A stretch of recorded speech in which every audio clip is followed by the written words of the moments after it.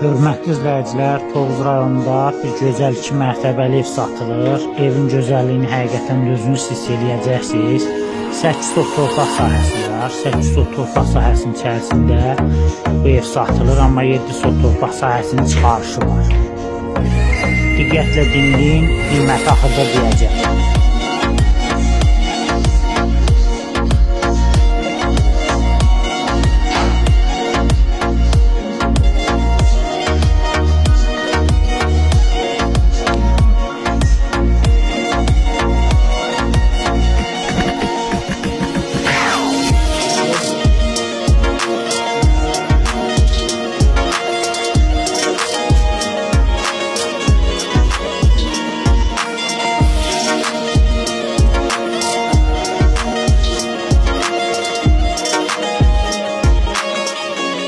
$150.000 deyil.